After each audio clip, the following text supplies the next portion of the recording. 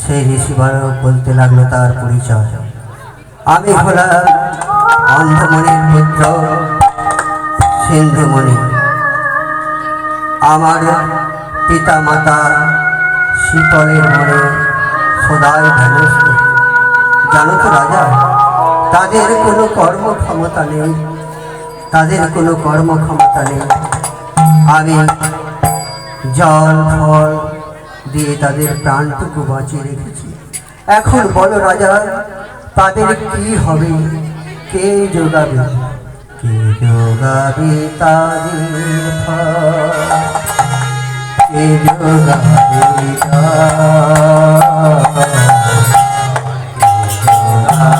তাদের ফল? কে যোগাবে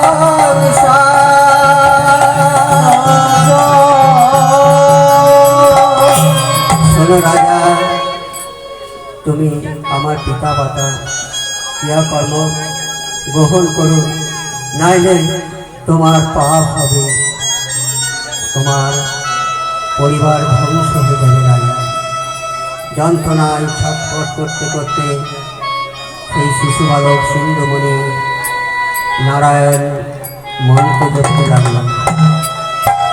মৃত্যুকালে সিন্ধুমণি নারায়ণে ডাকে, নারায়ণ মন্ত্র যদি উঠিল রক্ত মুখে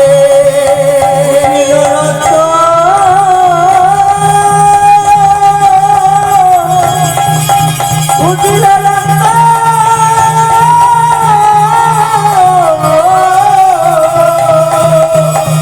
উঠিল রক্ত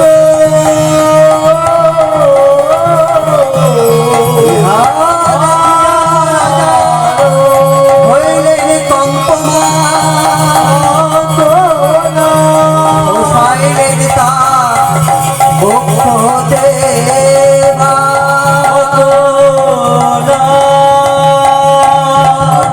করতে করতে শিশু বালক সিন্ধুমণি মারা গেল। হাই গো হাই, সামান্য মৃগয়ার কারণে এই শিশু বৃত্তকে শিশু বালককে আমার জন্য মরতে হলো। রাজা অবসন্ন হয়ে গেল, তার শরীরে কোনো যেন বল নেই, বুকে অসহ্য যন্ত্রণা, গোটা শরীর জ্বালা করছে। তার রাজা শিশুটিকে কোলে নিয়ে চলেছে সেই শ্রীফলের বনে। শ্রীফলের বনে মাতা পিতা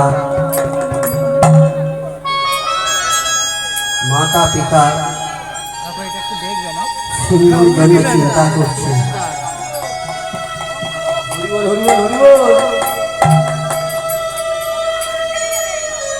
রেখা কাপ বনে বসে, রেখা কাপ বনে বসে, অন্ধ অন্ধকি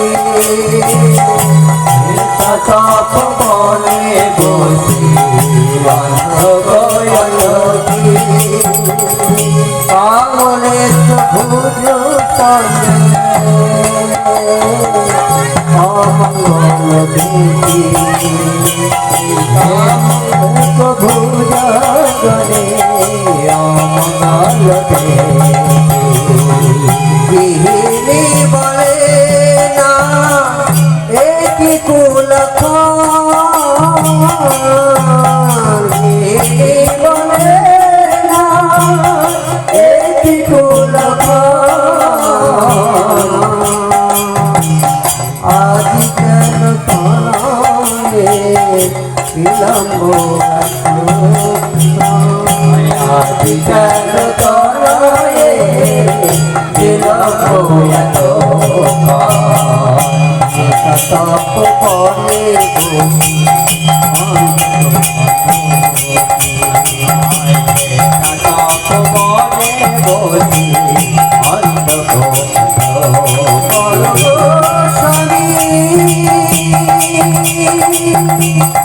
আজ কেন মনে পড়ে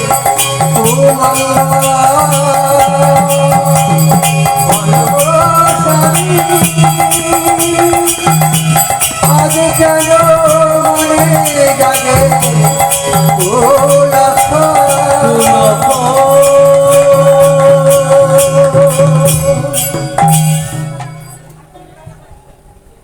রাজা শিশুটিকে কোলে নিয়ে সেই ফলের বনে যখন চলেছে, বেলা অনেকটা গড়িয়ে গেছে।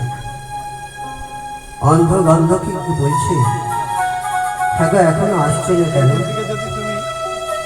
শোনো, সে কি রোজ সামনে ফল পাইব? তাকে যেতে হয় কত দূর দূরান্ত, তাই হয়তো বিলম্ব হচ্ছে। এদিকে রাজা ভয়ার্থ হয়ে চলেছে, এক পা এগিয়ে যায়, এক পা পিছিয়ে আসে। তখন শ্রীফলের শুকনো পাতা মজমজ করে ধ্বনি হতে, তখন তারা আনন্দ করতে থাকে। ওই তো আমাদের সিন্ধু এসেছে। সিন্ধু রে, ওই সিন্ধু, কিরে সারা দিস কেন? হ্যাঁ রে, তোর এত দেরি হলো কেন বলতো? যে বাবা, খাবার দে, আমাদের যে বড় ক্ষুধা পেয়েছে রে, পেশটাই বুকটা ফেটে যাচ্ছে, দে বাবা জল দে। কিছুকাল থেমে আবার বলে, ছেলে মনে হয় আজকে তামাশা করছে, মাঝে মধ্যে তো তামাশা করে। ওই রে সিন্ধুরে, আর তামাশা করিস রে বাবা, আমার বুকটা যে ফেটে যাচ্ছে রে বাবা, একটু জল দেবে বাবা। কে দেবী জল? স্থানুর মতো দাঁড়িয়ে রইলে রাজা দশরথ, নিশ্চল স্থানুর মতো দাঁড়িয়ে আছে। তখন সিন্ধুমণি আবার ডাকলেন, তখন সারা নাকি সিন্ধুমণি ধ্যানে বসলেন। এ কি রাজা দশরথ, কি করেছো তুমি? আমার সন্তানকে মেরে তুমি এখানে এসেছো? না না না, তুমি কি করেছো? আমার একমাত্র সন্তানকে তুমি মেরেছো।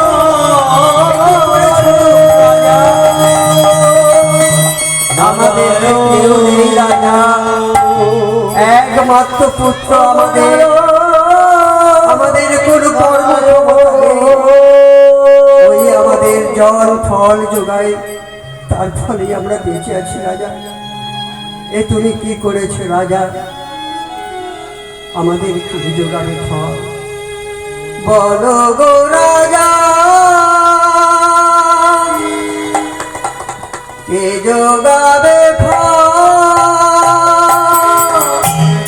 বলো গো রাজা, বলো গো রাজা, বলো গো রাজা, বলো গো রাজা। অন্ধ কি বলে রাজা, এ কি করে তুমি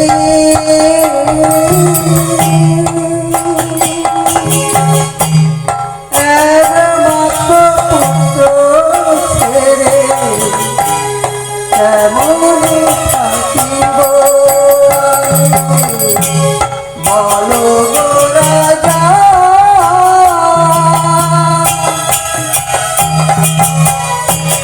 বলো গো রাজা, বলো গো রাজা, বলো গো রাজা। কি দোষ করেছি তবু বলো গো রাজা,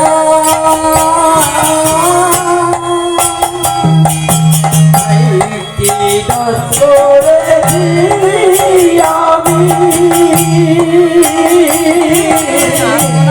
বলো গো রাজা,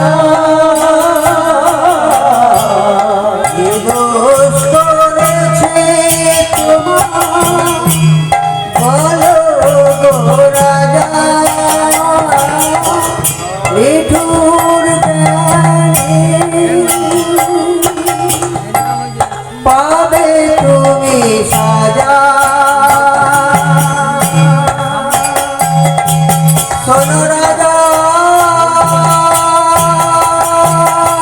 রাজা গো, নিঠুর জ্ঞানী রাজা, পাবে তুমি সাজা, রাজা গো, পাবে তুমি সাজা।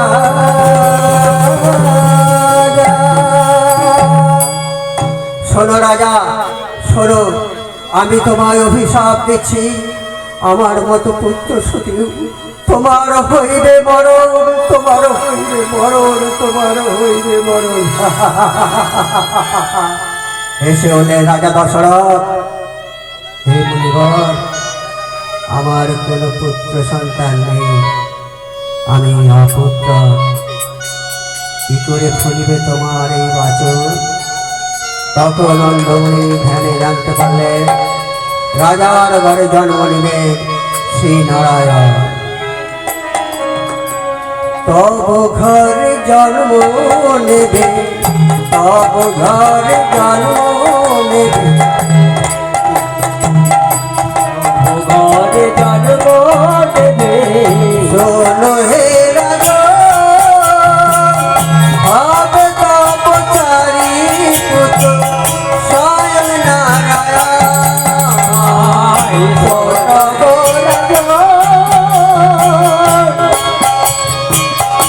সব তব চারি পুত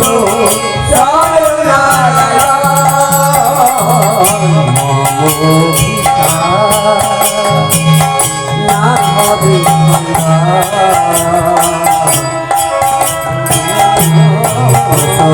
তব ঘটিবে চলো হে রাজা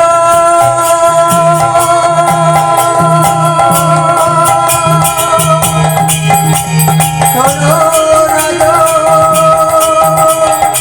পুত্র সঙ্গে তোমার ঘটিবে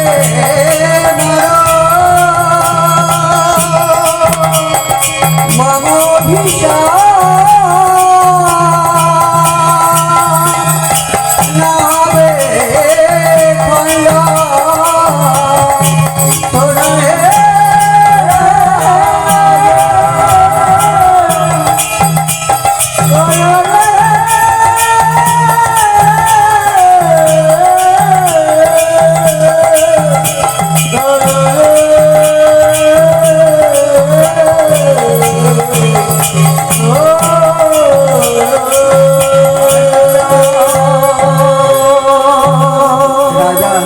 আছাড় কে বললেন মুনি রাজার পায়ে, হে রাজা, হে মুনিবর, আমায় ক্ষমা করো, আমি তো সজ্ঞানে ভুল করিনি রাজা, আমায় ক্ষমা করুন রাজা।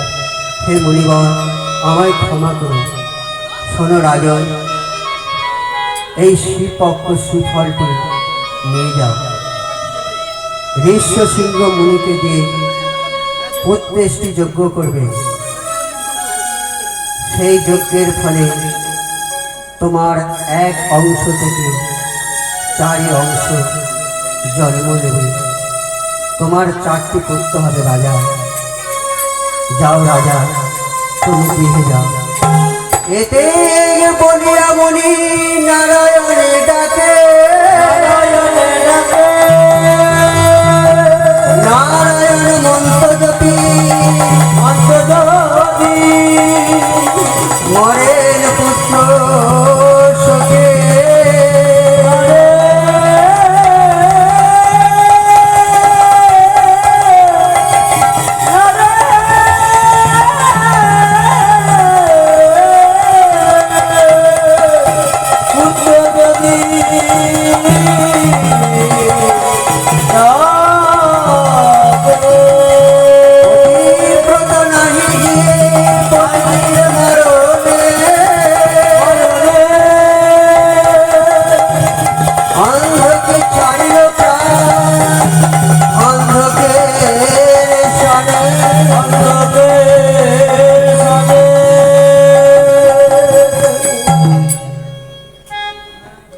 হায় গো হায়, সামান্য ভুলের কারণে আজকে 3টি প্রাণ আমার জন্য চলে গেল।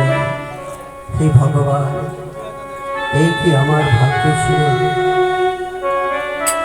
রাজা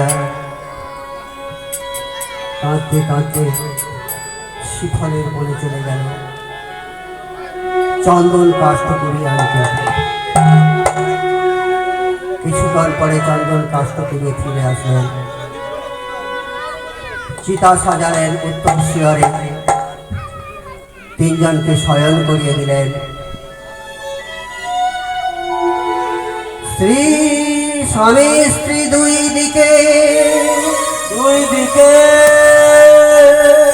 পুত্র মাঝখানে,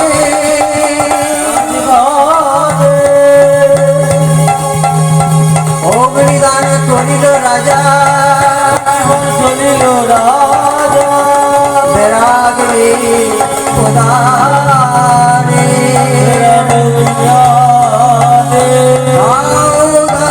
করে অগ্নি আকাশে ওরে,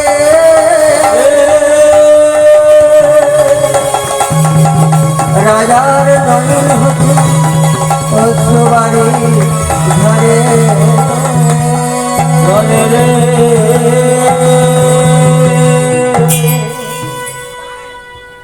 কি পাপী কি দোষে আমি করিলাম ভুল,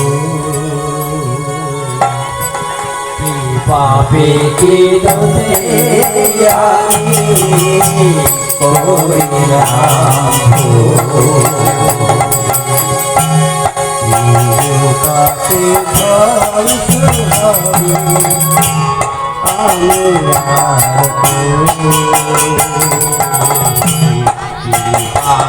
কি দোষে আমি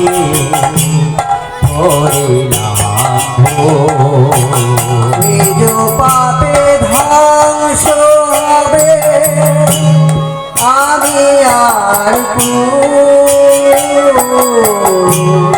নিজ পাপে ধ্বংস হবে আমি আর দোষে আমি করিলাম নিজ পাপে ধ্বংস হবে আমি আর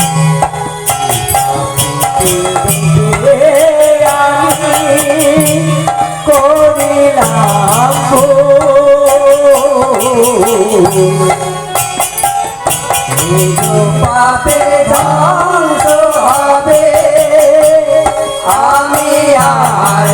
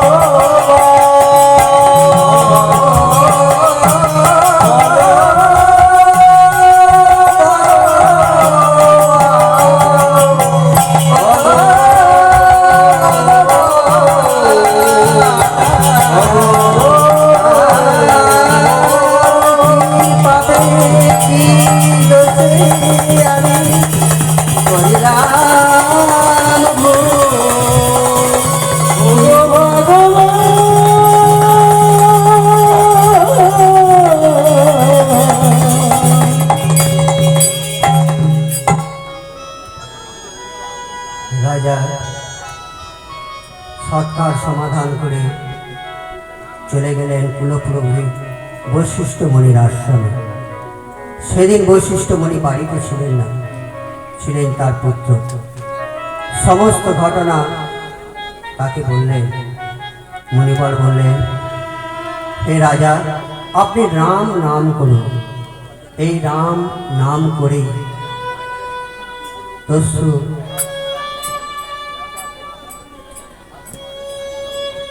রত্নাকর পাপ হইতে উদ্ধার হয়েছিল। তা মনে আপনি নাম রাম নাম করুন। এই রামের মহিমা অত্যন্ত। হে অবোধ মা, একবার রাম নাম করো।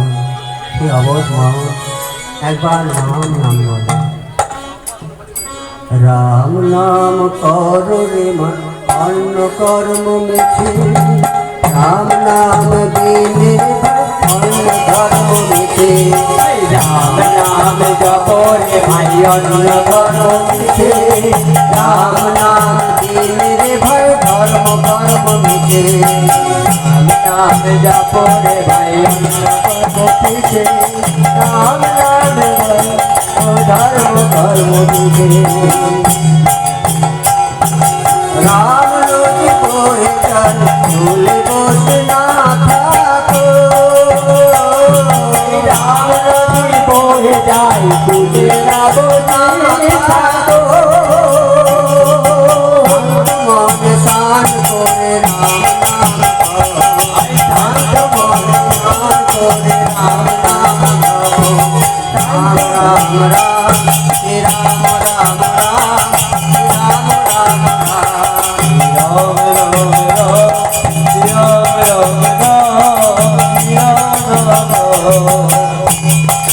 राम राम राम राम राम राम राम राम मोह पापी रत्नाकर जोग राम नाम।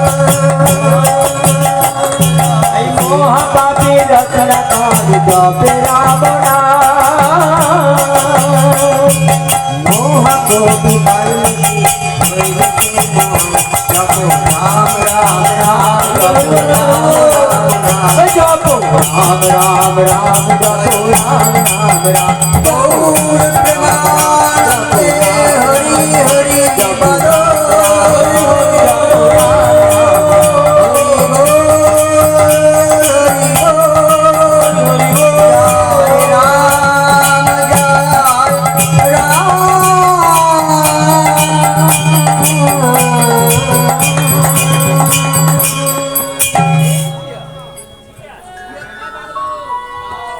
বল অন্ধমণির অভিশাপ আশীর্বাদ মাথায় নিয়ে রাজা নিজে রাজ্যে ফিরে গেলেন, সিংহাসনের উপর বসন করলেন। আমন্ত্রণ করে নিয়ে আসা হলো কুলপুরোহিত বশিষ্ঠ মুনিকে এবং অন্যান্য মুনিগণকে। তাদের সৌর হলো রাজসভা। রাজা শোনালেন তার সেই দুঃখজনক ঘটনা এবং সেই সঙ্গে শোনালেন অন্ধমুনির সেই উপদেশ ঋষ্যশৃঙ্গ মুনিকে দিয়ে পুত্রষ্টি যজ্ঞ করার জন্য, এবং সেই পরিপক্ক শিবনের কথাও বললেন। সব শুনে রাজা বিভাণ্ডক মুনির পুত্র ঋষ্যশৃঙ্গ মুনিকে আনার উপদেশ দিলেন। শুরু হয়ে গেল যজ্ঞের আয়োজন। নিমন্ত্রণ করে আনা হলো বিভাণ্ডক মুনির পুত্র ঋষ্যশৃঙ্গ মুনিকে এবং বিভাণ্ডক মুনিকেও আমন্ত্রণ করে আনা হলো, এবং বশিষ্ঠ মুনি এবং অন্যান্য মুনিয়ানকে আমন্ত্রণ করা হলো। লোমপাদ ও অন্যান্য রাজন্য বর্গকে আনন্দ করা হলো। তাদের দিকে বরণ তোলা শুরু হলো। অনু অনু ধ্বনি তোলে যত নারীগণ, অনু অনু ধ্বনি তোলে যত নারীগণ, বরণ হল মুনিগণ, বরণ হল মুনিগণ, বরণ হল মুনিগণ, বরণ হল বলো বলো ধ্বনি তোলে যত মুনিগণ,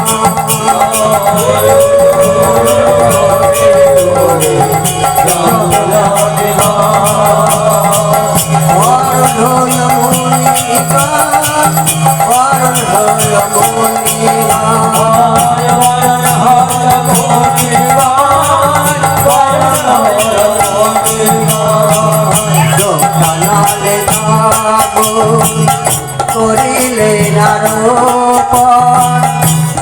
বিশাল যোগ্য ধূপ করিল গমন, ওলো ওলো তোলে যত মুনিগণ, হল মুনিগণ, বরণ হল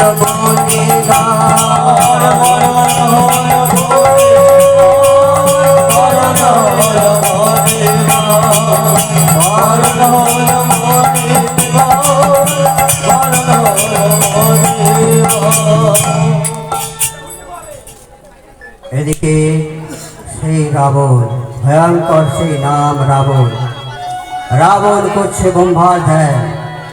ও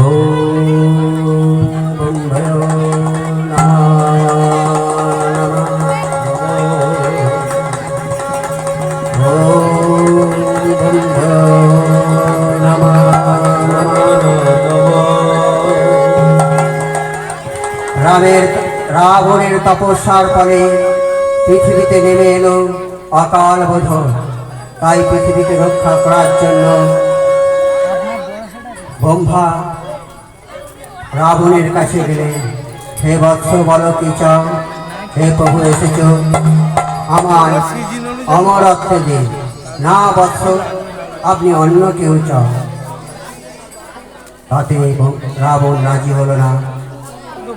তাই শোনো রাবণ, আমি তোমাকে বর দিচ্ছি বটে, তবে নর বারুণের হাতে তোমার মৃত্যু হতে পারে, ও কোনো ব্যাপার নয়।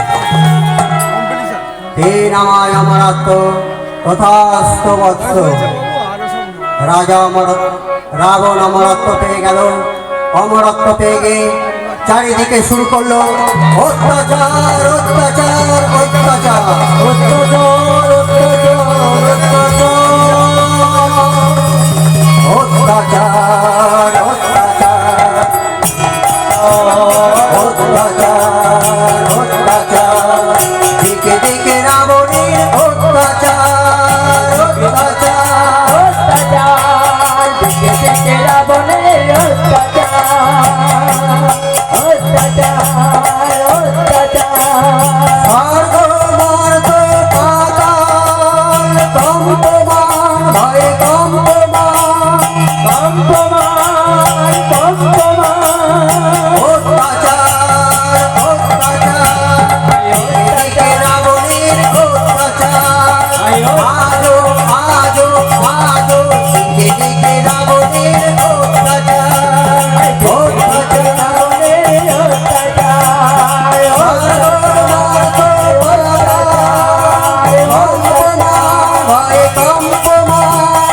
দিকে দিকে রাবণের অত্যাচার দিকে রাবণের অত্যাচার নারী কাঁদে শিশু কাঁদে শিশু কাঁদে আমার বৃদ্ধা বনিতা নারী কাঁদে শিশু কাঁদে শিশু কাঁদে কাঁদে আমার বৃদ্ধা বনিতা বনিতা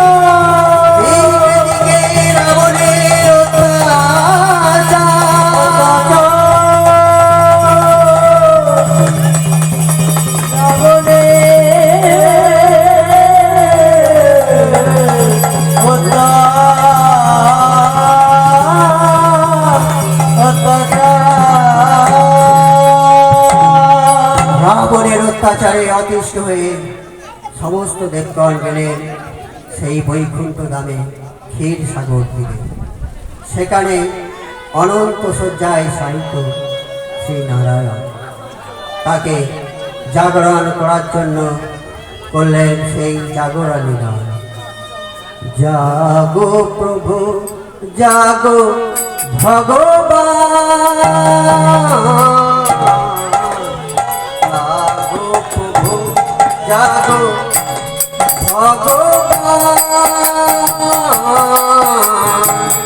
জগ জন পালন জগ জন পালন ভক্ত জনে রাখো মা।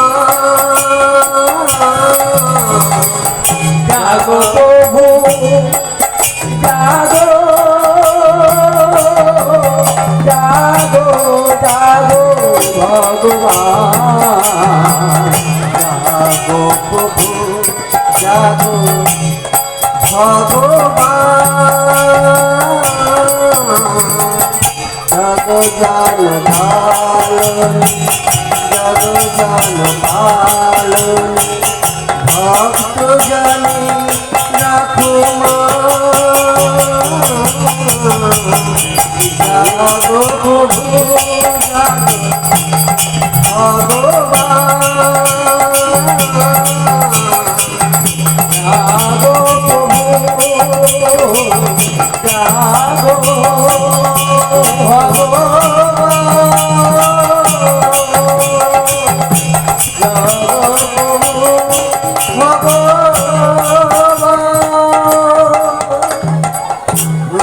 জানি করিতে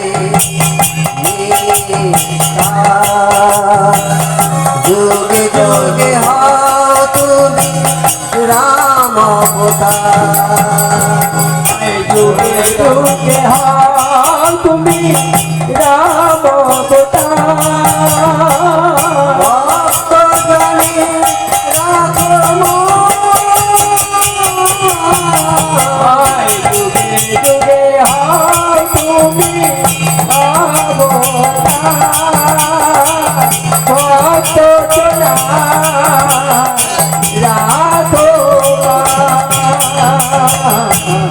মনের ভাব করিতে বিনা